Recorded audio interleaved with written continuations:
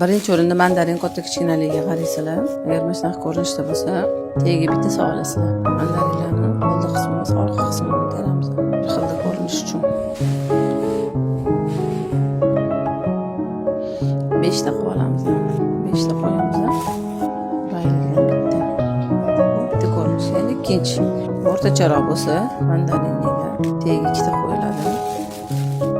Agar oldi tarafini bilan qo'yish xohlasanglar, oldi taraf bilan terasizlar, bayri taraf. Bunda ham 5 ta qo'yamiz.